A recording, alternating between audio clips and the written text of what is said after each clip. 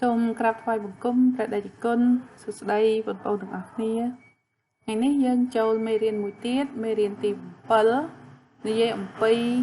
ការរៀបចំគម្រោងថវិកាជាការរំលឹកឡើងវិញនៅក្នុងមេរៀនទី1យើងបានរៀនពីវដ្តរបស់គម្រោងក្នុងនោះយើងដឹងហើយថាមានទាំងអស់4ដំណាក់កាលចាអញ្ចឹងដំណាក់កាលទី1យើងរៀបចំសំណើគម្រោងសំណួរសួរថាតើការរៀបចំសំណើគម្រោងគឺដើម្បីអ្វីចាការរៀបចំសំណើគម្រោងសម្រាប់និយាយរួមទៅជាភាសាសាមញ្ញយើងនិយាយថារៀបចំឯកសារសម្រាប់ដាក់ដេញថ្លៃហ្នឹងគឺដើម្បីអីគឺដើម្បីទទួលបានធនធានយកមកប្រើប្រាស់នៅក្នុងគម្រោងចាអញ្ចឹងជាបន្តទៅទៀតនេះយើងដឹងហើយថានៅក្នុងការអនុវត្តគម្រោងក្នុងការរៀបចំគម្រោងរឿងពីរសំខាន់ដែលយើងត្រូវការទី1យើងត្រូវការប្រាក់យកមកធ្វើការធនធានណានិយាយភាសាក្នុងមេរៀនយើងប្រើថាធនធានដែលរួមនឹងគឺមានមនុស្សមានសម្ភារៈមានឧបករណ៍ហើយទី2យើងត្រូវការអីគឺយើងត្រូវការពេលអញ្ចឹងបើនិយាយអំពីពេលអានឹងយើងនឹងពិនិត្យមើលនៅក្នុងមេរៀនក្រោយហើយឥឡូវនេះគឺយើងនិយាយអំពីលុយសំណួរសួរថាបើអត់លុយធ្វើកើតដែរគម្រោងមួយចាវាមិនអត់ទេគម្រោងដែលអត់លុយហើយអាចធ្វើទៅបានក៏ប៉ុន្តែវាមិនជាដុំកភួនទេណាការតាំងចិត្តហើយអត់មានធនធានក៏វាមិនអាចទៅរួចដែរអញ្ចឹងធនធានថវិកាគឺជារឿងសំខាន់ជាងថ្ងៃនេះយើងពិនិត្យមើលអ្វីដែលបញ្ហាដែលពាក់ព័ន្ធទៅនឹងការរៀបចំគម្រោងថវិកាមុននឹងរៀបចំគម្រោងរៀនពីរបៀបរៀបចំគម្រោងថវិកាខ្ញុំសូមរំលឹកពាក្យបច្ចេកទេសមួយចំនួនដែលយើងមួយចំនួនស្ទើរតែទាំងអស់ធ្លាប់បានរៀនហើយតែខ្ញុំសូមរំលឹកឡើងវិញម្ដងទៀតនៅទីនេះក៏សូមបញ្ជាក់ដែរថាមិនជំនួសឲ្យលោកគ្រូឬអ្នកគ្រូបង្ហាត់មុខវិជ្ជាគណនេយ្យឬ finance របស់អ្នកទាំងអស់គ្នាទេណាខ្ញុំនិយាយតែចំណែកដែលពាក់ព័ន្ធជាមួយនឹងគម្រោងតែប៉ុណ្ណោះអញ្ចឹងទី1យើងនិយាយអំពីរំលឹកពាក្យថា direct cost ណា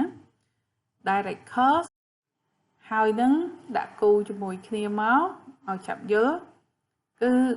direct indirect cost ណា direct cost គឺជាថ្លៃដើមទាំងឡាយណាដែលចូលរួមទាំងស្រុងទៅក្នុងផលិតកម្មឬការផ្ដល់សេវាកម្មដូចគ្នាដែរ indirect cost បន្ទុកចំណាយប្រយោលឬថ្លៃដើមប្រយោលគឺជាការចំណាយទាំងឡាយណាដែលចូលរួមមិនផ្ទាល់ឬមួយក៏ផ្នែកខ្លះក្នុងផលិតកម្មឬសេវាកម្មតែប៉ុណ្ណោះចាមុននឹងធ្វើប្រមាណវិធីបូកនេះខ្ញុំសូមឲ្យឧទាហរណ៍បន្តិចឧបមាថាយើងផលិតយើងដេកអាវពាក់មួយចុះណាស្អីទៅតែជាបន្ទុកចំណាយផ្ទាល់បន្ទុកចំណាយផ្ទាល់គឺជាថ្លៃក្រណាត់ថ្លៃអំបោះថ្លៃឡេវណាបើអាវខ្លះគេដាក់រូតអានឹងថ្លៃខ្សែរូតចឹងនិយាយថាក្រណាត់អំបោះឬឡេវឬខ្សែរូតណាឬគ្រឿងលម្អផ្សេងដែលគេបានប្រើសម្រាប់ការផលិតអាវនឹងមួយឯកតានឹងហើយគេមិនអាចប្រើវាសម្រាប់ការផលិតអាវឯកតាមួយផ្សេងទៀតទេមានន័យថា មានន័យថាវាចូលរួមទាំងស្រុងក្នុងការក្នុងផលិតកម្មហ្នឹងហើយវាคล้ายទៅជាអាវដូច្នេះយើងមិនអាចរុះកណាត់ចេញពីអាវមួយដែលដេរហើយសម្រាប់យកទៅដេរអាវមួយទៀតទេណាអញ្ចឹងស្អីទៅដែលហៅថាឧទាហរណ៍នៃបន្ទុកចំណាយប្រយោលបន្ទុកចំណាយប្រយោលនិយាយរួមគឺជាការចំណាយទាំងឡាយណាខ្ញុំនិយាយមិញលើខ្ញុំនិយាយម្ដងទៀតដែលចូលរួមមិនទាំងស្រុងទៅក្នុងផលិតកម្មឬការផ្ដល់សេវាកម្មក្នុងឧទាហរណ៍នៃការដេរអាវរបស់យើងណាការផលិតអាវរបស់យើងស្អីទៅដែលជាបន្ទុកចំណាយប្រយោលណាបន្ទុកចំណាយប្រយោលដូចជាថ្លៃកត្រៃថ្លៃម៉ែត្រវាស់ឬមួយក៏ថ្លៃម៉ាស៊ីនដេរណាចាទាំងកត្រៃទាំងម៉ែត្រវាស់ទាំងម៉ាស៊ីនដេរវាមិនអាចនៅថ្មីដូចមុនទេតែកាលណាគេប្រើហើយចាស់ណាអញ្ចឹងអាសំណឹកដែលបានសឹកទៅហ្នឹងនេះដែលវាคล้ายទៅជារំលោះហ្នឹងអាហ្នឹងវាបានចូលរួមតែចំណែកនឹងទេទៅក្នុងការផលិតអាវមិញនេះណា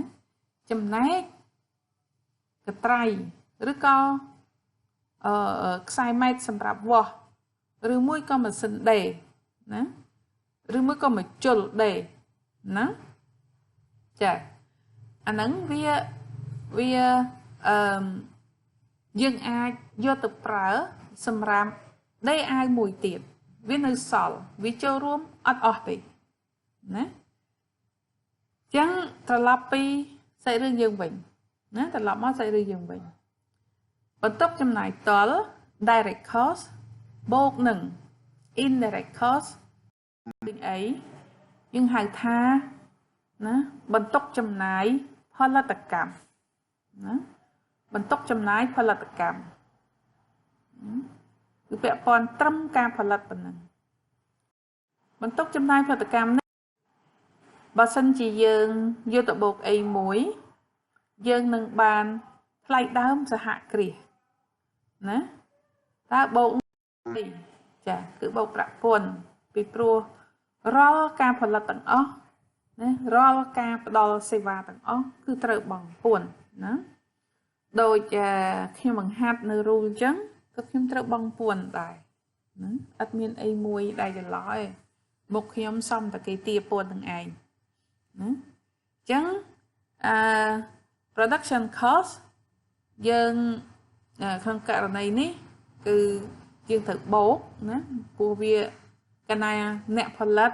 បង់ពន្ធវាធ្វើឲ្យកើនថ្លៃដើមអញ្ចឹងអានឹងយើងហៅថាថ្លៃដើមសហចាមុននឹងយើងអាចប្រាប់ទៅអតិថិជនបានថាផលិតផលយើងថ្លៃប្រមាណណាយើងត្រូវបូកនឹងផលចំណេញពីព្រោះផលចំណេញហ្នឹងណាគ្មានអ្នកណាមួយធ្វើការ for free ទេវាកម្រមានណាគ្រាន់តែថាខ្លះចំណេញដោយក្នុងទម្រង់នេះខ្លះចំណេញដោយទម្រង់នោះចាខ្ញុំសូមបញ្ជាក់ផងដែរថាពាក្យថា profit នេះណាដែលងាយយល់ជាងគេបំផុតនោះគឺប្រាក់ចំណេញចាណាអ្នកទាំងអស់គ្នាចេះជាងខ្ញុំផងក៏ប៉ុន្តែសម្រាប់គម្រោងមួយក្រៅពីប្រាក់ចំណេញវាអាចជារបស់របរដែលគេប្រើឲ្យនៅសល់ណាប្រៀបបានដូចជាខ្ញុំនិយាយមិញអញ្ចឹងណាកាលណាគេដេរអាវមួយទៅអាមួយជុលអាកត្រៃអាខ្សែម៉ែត្រវាស់ម៉ាស៊ីនដេរហ្នឹងគឺវានៅសល់ចាអញ្ចឹងអាហ្នឹងបើសិនជាគម្រោងគេឲ្យយើងដេរ1លានអាវដោយប្រើម៉ាស៊ីនដេរមួយហ្នឹងកាលណាយើងដេរចប់ហើយម៉ាស៊ីនហ្នឹងវាអត់ខូចណាម៉ាស៊ីនដែលនៅសល់ហ្នឹងដែលយើងអាចទៅប្រើទៀតបានហ្នឹងអាហ្នឹងហើយគឺជាផលចំណេញរបស់យើងវាមិនមែនជាលុយទេតែជាឧបករណ៍ចាស់មួយណាក្នុងគម្រោងខ្លះអត់មានសល់អីទាំងអស់លុយក៏អត់មានម៉ាស៊ីនដេរចាស់ដូចខ្ញុំនិយាយមិញអញ្ចឹង có với ót từ tiệt xua thà táo nè ăn vào cầm rốn quạt chầm nành ấy chả nó cứ cai chầm nành nó cứ bóp bị sao chả tết lắm khi ông có thôi ca for free là đấy đâm bay từ tụi bán bóp bị sao nó không thần nạ chia mình tây đi cá miền càng nghỉ khác dương mình chơi thật kết thà tôi đã bàn chấm nánh bàn lối bàn phơi tê nè chú cá dương thua hời nè tôi bàn prạ màu phong bật tay vào sân chỉ dương bàn là tập hò hới dương bàn là tập hò hới nè những ai đã sang xong prạ màu chân giặc hỏi nó coi dương tụi bàn bảo sao sân đài rừng prạ rừng prạ kết tao tiệt nè dạ chẳng mình đã làm ní nên từng ở này scroll bàn bị bịa cứ direct cost hỏi nâng indirect cost và câu tiến cứ fixed cost nó thay đàm thế hỏi nâng thay đàm phải rồi pi thì mình bảo bại rồi thì thay đàm thế cứ chia thay đàm chẳng lại ná đại đó mình phải rồi từ tam chùm nuôn xây vá rồi có chùm nuôn là tập phật chùm nuôn tầm nính để ban phật lật chẳng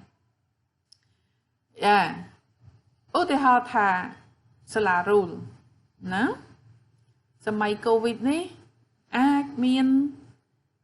ní sạch mà chùm nuôn kết thà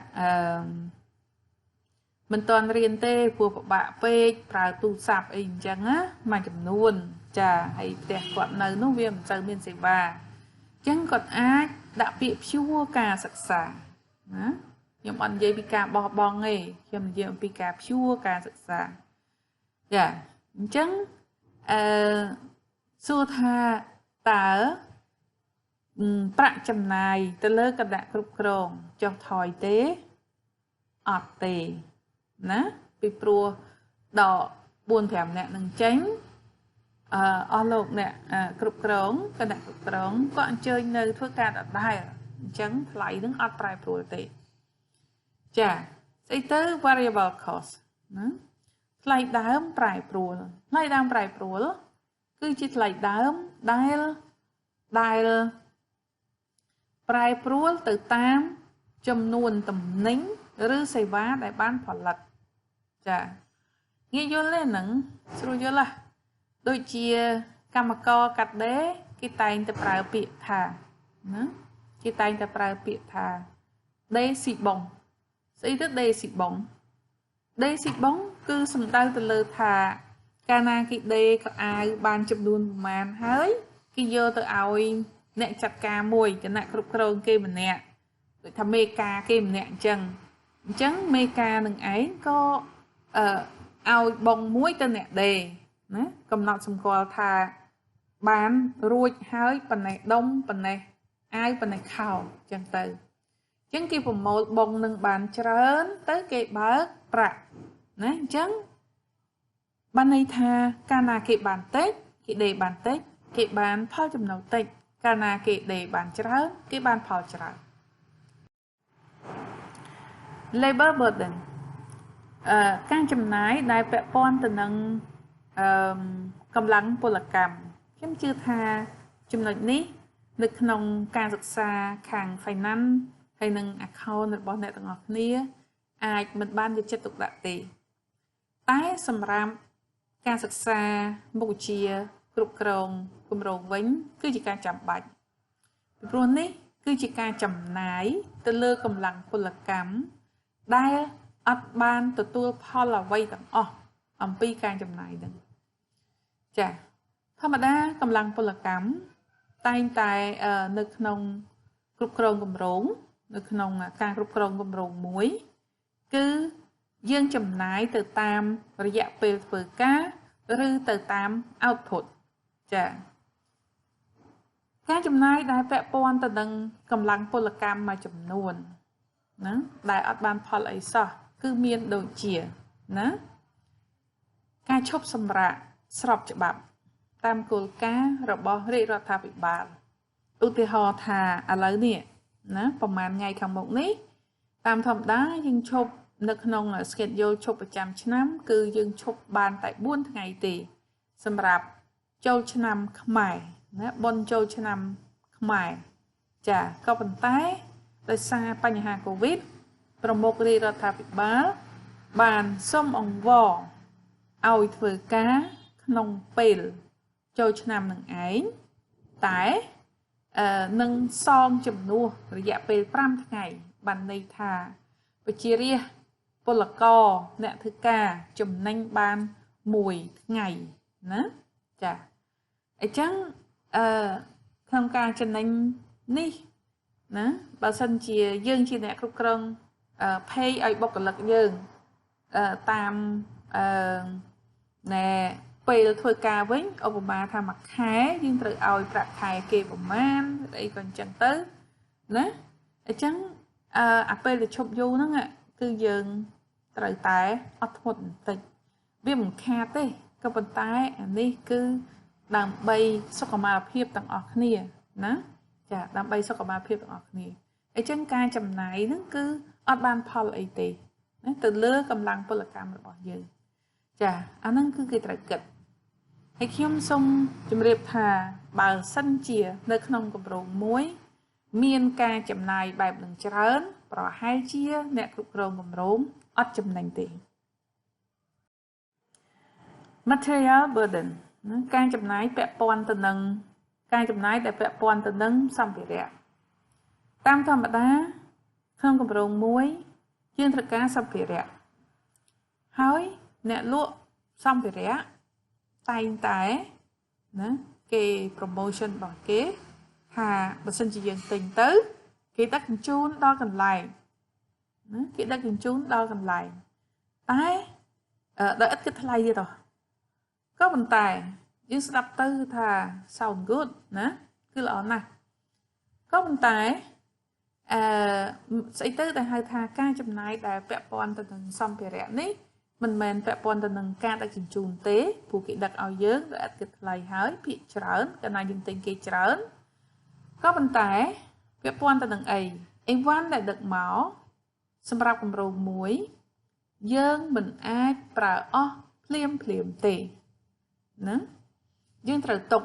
ដោយខែនេះខែភ្លៀងផងបើសិនជាយើងទិញស៊ីម៉ង់យកមកឧទាហរណ៍នៅក្នុងការដ្ឋានមួយណាយើងទិញស៊ីម៉ង់យកមកហើយស៊ីម៉ង់ហ្នឹងយើងអត់បានរក្សាទុកក្នុងឃ្លាំងត្រឹមត្រូវទេយើងទុកហាលភ្លៀងទី1វាអាចខូចស៊ីម៉ង់អស់ទី2វាអាចចោលលួចទៀតផងណាពីព្រោះចោលឲ្យតែមានឱកាសគឺគាត់តាមតែអាចទៅបានគឺគាត់យកហើយចាអញ្ចឹងការចំណាយទៅលើទីតាំងសម្រាប់រក្សាសម្ភារៈដែលមិនទាន់ប្រើអស់ទី1ទី2គឺថ្លៃអ្នកយាមចាថ្លៃអ្នកយាមសម្ភារៈហ្នឹង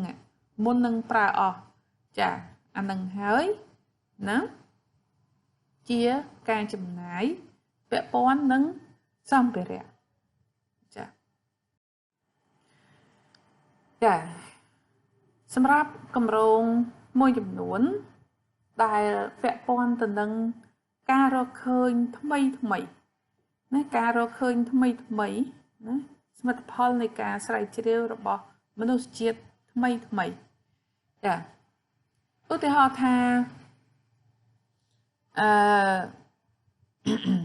មានអ្នកជំនាញ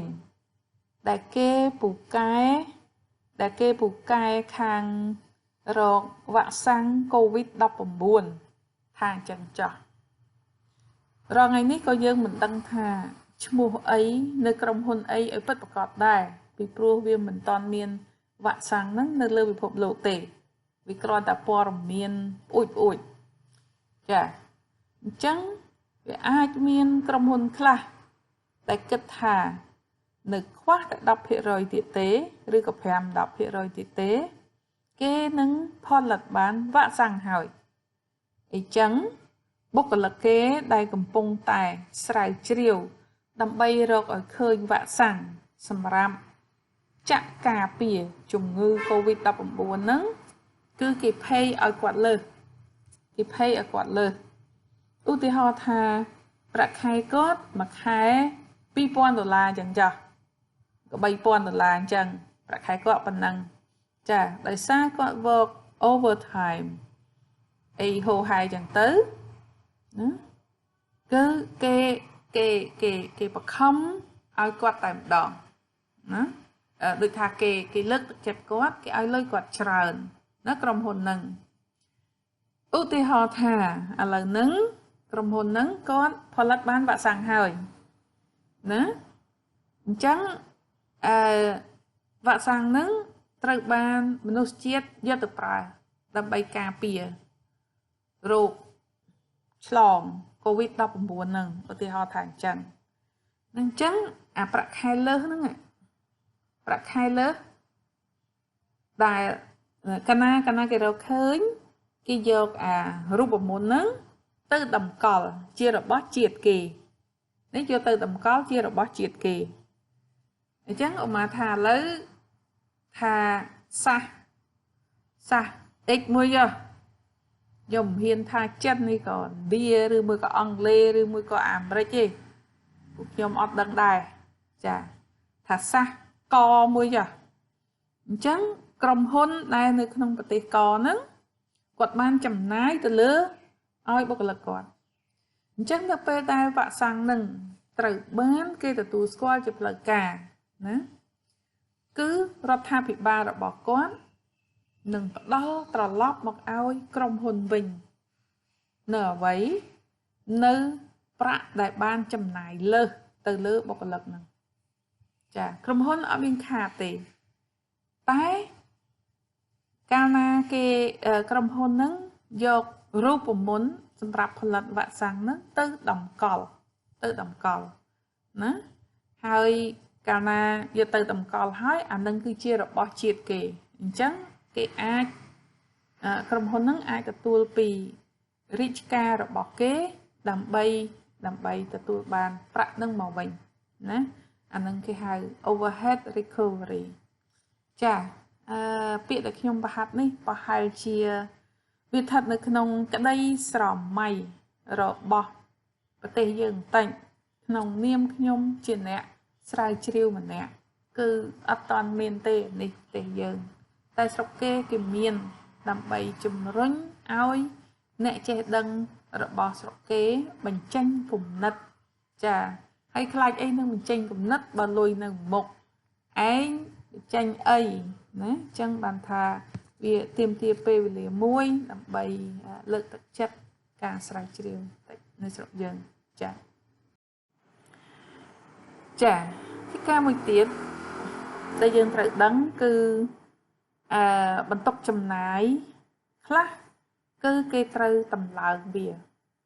គិតជាភាគរយក្នុងមួយឆ្នាំឧទាហរណ៍ថាបន្ទុកចំណាយទៅលើ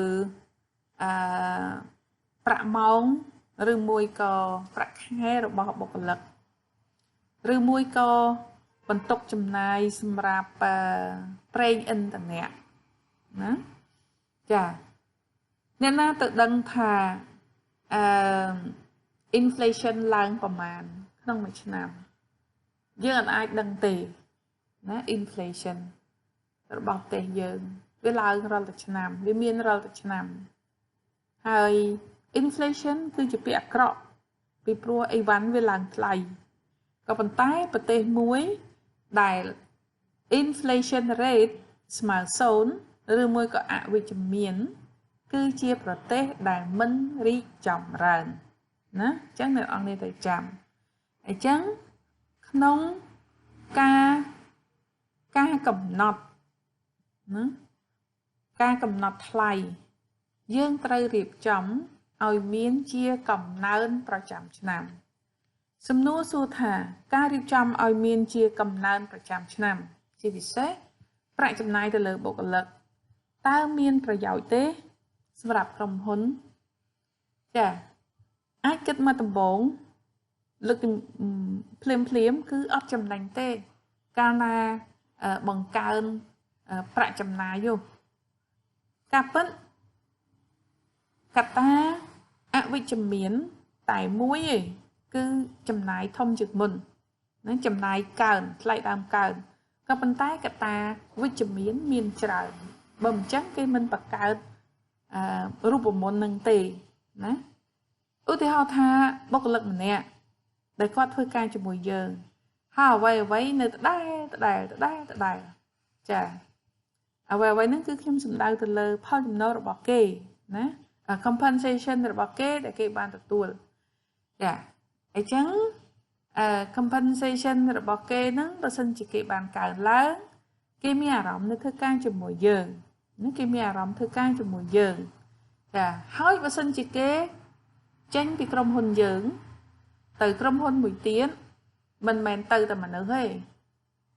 សាច់រឿងសំខាន់គឺទៅជាមួយដែរមានន័យថាអ្វីដែលគេដឹងពីក្រុមហ៊ុនយើងណាអ្វីដែលគេដឹងពីក្រុមហ៊ុនយើងគេនឹងយកទៅប្រើប្រាស់នៅក្នុងក្រុមហ៊ុនថ្មីដែលគេទៅអញ្ចឹងការតម្លើងបន្ទុកចំណាយវាមិនមែនរឿងអវិជ្ជមានទាំងអស់ទេចាមានពាក្យបច្ចេកសព្ទច្រើនណាអ្នកទាំងអស់គ្នាសូមមើលបន្ថែមទៀតនៅក្នុងសៀវភៅមេរៀនចាជាបន្តទៀតនេះខ្ញុំនឹងបង្ហាញពីនីតិវិធីនៃការរៀបចំថវិកាការរៀបចំថវិកាមានទាំងអស់មាន3នីតិវិធីសំខាន់ថ្ងៃនេះយើងរៀន2ហើយយើងទុក1នីតិវិធីទៀតរៀនសប្តាហ៍ក្រោយនីតិវិធីដែលស្រួលជាងគេបំផុតនោះណាគឺការរៀបចំថវិកាពីលើចុះក្រោមនេះគឺជាពាក្យដែលយើងសរសេរនៅក្នុងសៀវភៅណាក៏ប៉ុន្តែពាក្យដែលស្រួលស្ដាប់មែនតើយើងហៅថាជារបបម៉ៅការណាបើសិនជាយើងមានអារម្មណ៍ថាអូអានឹងម៉ៅការណាអានឹងជារបបម៉ៅការអានឹងគឺមេរៀនយើងស្រួលចាំតែម្ដងណាអញ្ចឹងស្អីទៅដែលហៅថាការរៀបចំថវិកាពីលើចុះក្រោមនោះតើគេធ្វើដូចដេចទី1ប្រធានជាអ្នកកំណត់ប្រធានគម្រោងជាអ្នកកំណត់ការងារ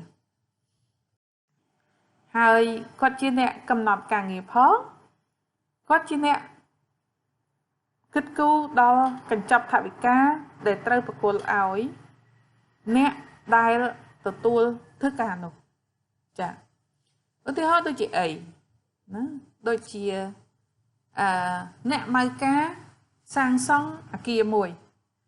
ណាដោយសារស្រុកយើងឥឡូវមានអគារថ្មីច្រើនចឹងខ្ញុំចូលចិត្តលើកឧទាហរណ៍អំពីអាហ្នឹងចាអញ្ចឹងឧបមាថាគាត់មានអ្នកម៉ៅការសាងសង់ម្នាក់គាត់ដេញថ្លៃធ្វើអគារមួយបានអញ្ចឹងគាត់បានការងារមកបានការងារបានន័យថាគាត់បានលុយអញ្ចឹងគាត់ហៅគាត់មិនអាចធ្វើម្នាក់ឯងបានទេអញ្ចឹងគាត់ហៅមេជាងផ្សេងមកមាន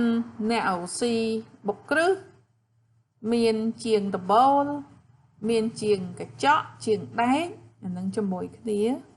មានជាងទឹកមានជាងភ្លើងមានជាងរៀបបេតុងមាន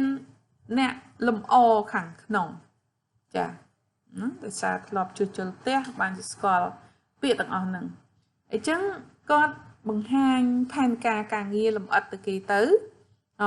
អ្នកឯងអ្នកបុកគ្រឹះការងារប៉ុណ្ណឹងលុយប៉ុណ្ណេះអ្នកឯងធ្វើអត់អ្នកការងារភ្លើងខាងអគ្គិសនីណាចាតាំងពីអូសភ្លើងចូលរហូតដល់តភ្លើងព្រាយតាមកន្លែងមួយចាប់ព្រីចាប់អីគ្រប់កន្លែងទាំងអស់តាមដែលអ្នកម្ចាស់សំណង់ចង់បានណាអញ្ចឹងមកទាំងអស់ហ្នឹងយកប្រមាណណាគាត់ដាក់លុយចឹងមកបើយើងធ្វើគាត់អាចរកអ្នកផ្សេងទៀតអញ្ចឹងនេះគឺជាការរៀបចំ ថវិកាពីលើចុះក្រោមចាតើមានគុណសម្បត្តិអីខ្លះ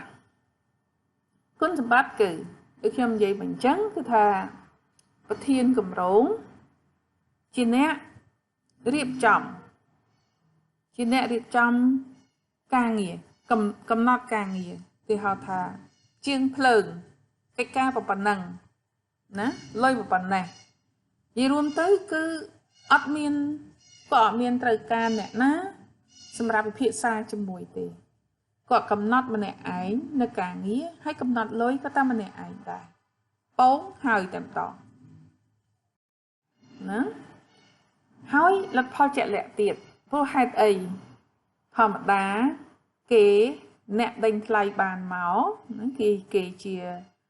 ប្រធានគម្រោងមួយគេដឹងណាស់ចំណាយជាក់ស្ដែងប៉ុណ្ណាវាខុសគ្នាតិចតួចវាមិនជាក់លាក់ពេកទេក៏ប៉ុន្តែ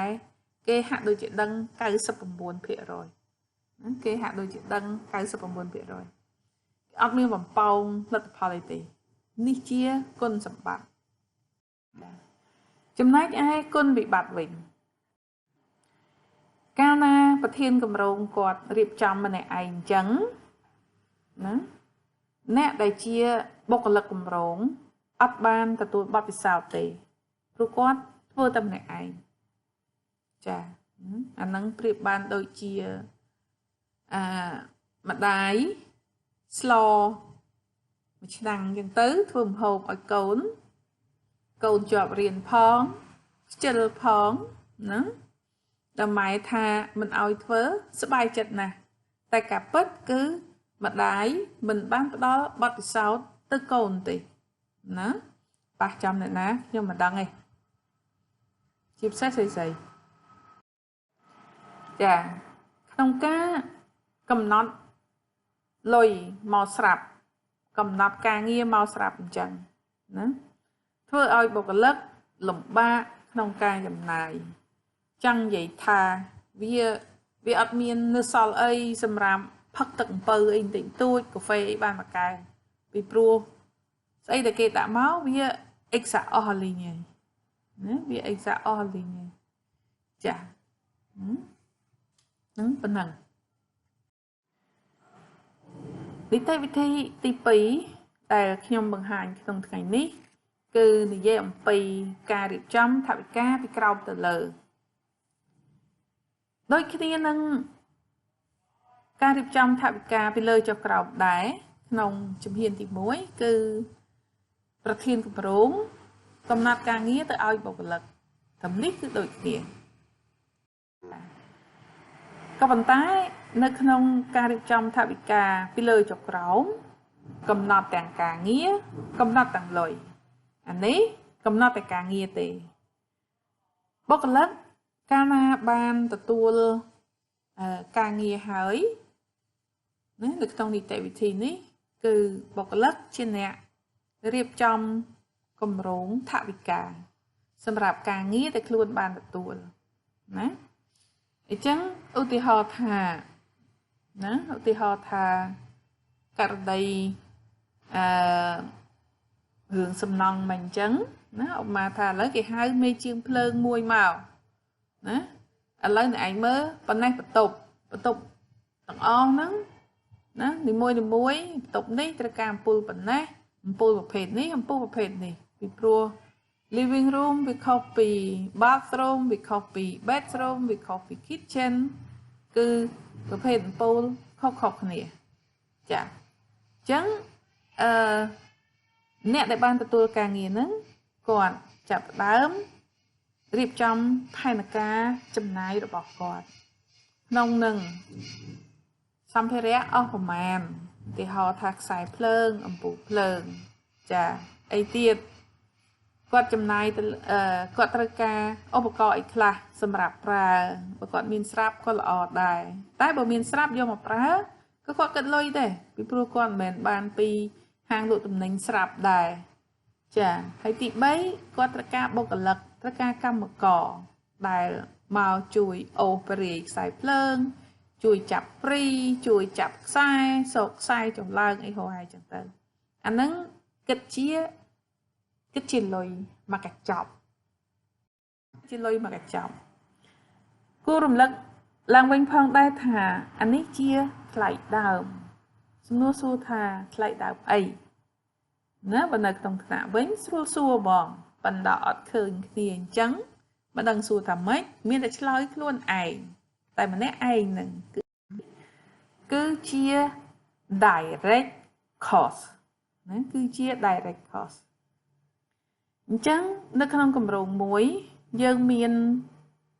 បុគ្គលិកដែលដូចខ្ញុំនិយាយអំពីជាងភ្លើងជាងអគ្គិសនីមិញហ្នឹងច្រើនអញ្ចឹងយើងមាន direct cost ហ្នឹងច្រើនណាចាអញ្ចឹង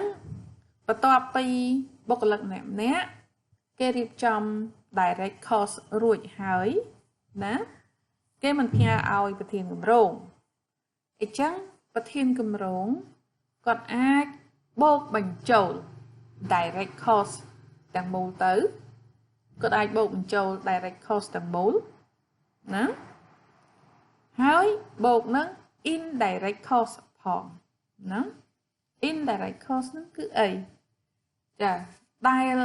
បុគ្គលិកអត់អាចដឹងបានឧទាហរណ៍ថាតើគាត់ចំណាយទៅលើអីខ្លះអស់ប្រមាណគាត់អត់ដឹងដែរណាតម្រាំដេញថ្លៃគម្រោងនឹងមួយបានណាឧទាហរណ៍ថាបងពុនដើម្បីមានសិទ្ធិណាបងអីដើម្បីមានសិទ្ធិដាក់ដេញថ្លៃចំណាយទៅលើឯកសារទំនាក់ទំនងទូរស័ព្ទចាទាំងអស់ហ្នឹងគឺជា indirect cost ណាអញ្ចឹងប្រធានគម្រោងបូកសរុបថ្លៃដើមដោយផ្ទាល់ណាជាមួយនឹងថ្លៃដើមប្រយោលផងដែរអ្នកទាំងអស់គ្នារៀនហើយបូកទៅឃើញអីបូកទៅណាគឺគាត់អាចឃើញណាជាទឹកប្រាក់សរុបមួយណាជាទឹកប្រាក់សរុបមួយណាហើយក្នុងនោះជាការរំលឹកឡើងវិញគឺមានទាំងពន្ធណាគាត់ដឹងហើយថាកាលណាគាត់ដេញថ្លៃបានប៉ុណ្ណឹងបានន័យថាផលចំណូលគាត់ប៉ុណ្ណឹងណាអញ្ចឹងគាត់ត្រូវបង់ពន្ធប្រមាណភាគរយឲ្យរាជការយើងណាគ្មានការងារណាដែលអត់បង់ពន្ធទេ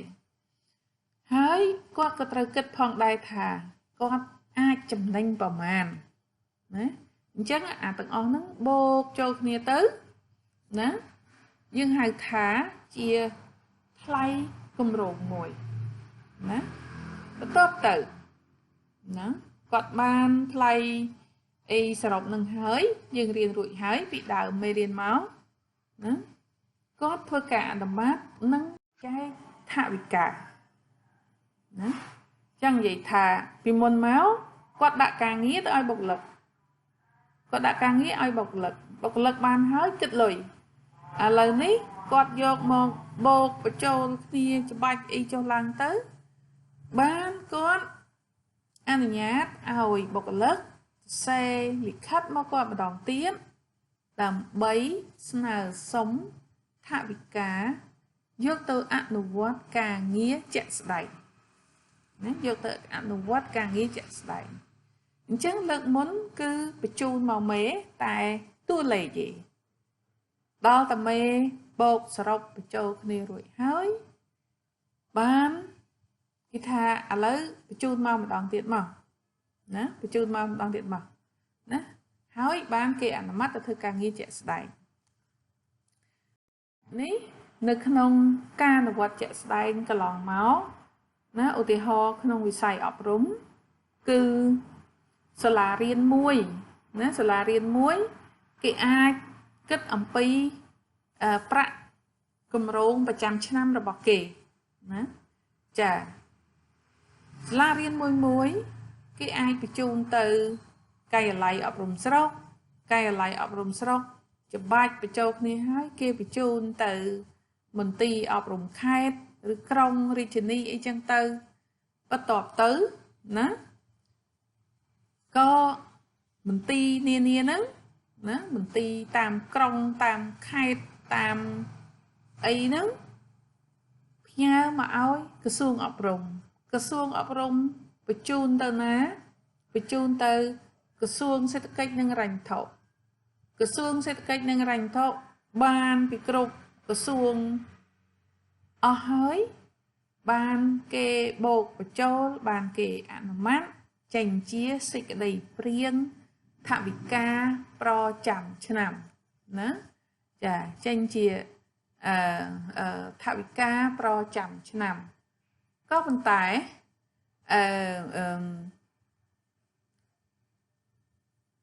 ក៏ប៉ុន្តែបានអានឹងហើយបានគេយកទៅការពាររដ្ឋមន្ត្រីក្រសួងសេដ្ឋកិច្ចឯកឧត្តមអគ្គបណ្ឌិតភាចាហ្នឹងយកទៅការពារនៅគណៈរដ្ឋមន្ត្រីឡើងរហូតដល់ព្រឹទ្ធសភារដ្ឋសភាហើយព្រឹទ្ធសភាទៀតបានធ្លាក់ជាអនុក្រឹត្យគេហៅថាថវិកាប្រចាំឆ្នាំបានអានឹងហើយបានតាមសាលារៀនតូចតាចហ្នឹងធ្វើលិខិតស្នើសុំម្ដងទៀតបានយកលុយទៅអនុវត្តចាមិនមែនជារឿងលេងសើចប៉ុន្មានទេណានៅក្នុងការអនុវត្តជាក់ស្ដែងមិនដូចក្នុងមេរៀនរបស់អ្នកគ្រូនេះទេចាអញ្ចឹងបើអ្នកទាំងអស់គ្នាមានអីមិនយល់អំពីការបូបាច់របស់ខ្ញុំនេះអាចឆាតសួរបាននៅក្នុងក្រុម Telegram របស់យើងប៉ុន្តែកន្លងមកខ្ញុំមិនសូវបានទទួលសំណួរសោះនិស្សិតខ្ញុំបកកែណាស់គឺគាត់ស្ដាប់ចឹងទៅអានទៅយល់ទាំងអស់ហ្មងអត់ឃើញមានសួរទេចាការរៀបចំថវិកាពីក្រោមទៅលើនេះក៏មានគុណសម្បត្តិដែរណាគឺបុគ្គលិកទទួលបានបទពិសោធន៍ក្នុងការរៀបចំការងារណាខុសពីអាមុនណាហើយបុគ្គលិកគឺថាដឹងអំពីខ្ទង់ដែលត្រូវចំណាយមានគ្រប់ខ្ទង់ហ្មងនិយាយរួមគឺស្រួលចាយគេឲ្យប្រមាណកាលណាបើប្រមាណក្នុងខ្ទង់ហ្នឹងគឺគេមានលុយរបស់គេបើសិនជាអត់មានខ្ទង់អាហ្នឹងគឺវាស្រួលហ្មងណាអត់តាគុណវិបត្តិសម្រាប់ការរៀបចំថវិកាពីក្រោមទៅលើនេះក៏មានគុណវិបត្តិដែរដោយសារប្រើពេលច្រើនអញ្ចឹងគេត្រូវការរៀបចំយូរណាដោយសារត្រូវការមនុស្សច្រើនអញ្ចឹងមកខាងនេះហើយមកខាងនោះហើយប្រមូលគ្នាមកអានឹងវាយូរបន្តិចចាហើយមួយទៀតតើកណាឲ្យអ្នកចាយជាអ្នករៀបចំណាគេមិនដែលដាក់ត្រឹមទេគេច្រើនតែដាក់លើសបន្តិចមនុស្សយើងទេណាមនុស្សចាអញ្ចឹងលទ្ធផលវាបំផោងចាណាលទ្ធផលវាបំផោងតែគេអាចកាត់ខ្លះជាក់ស្ដែងគេកាត់ខ្លះ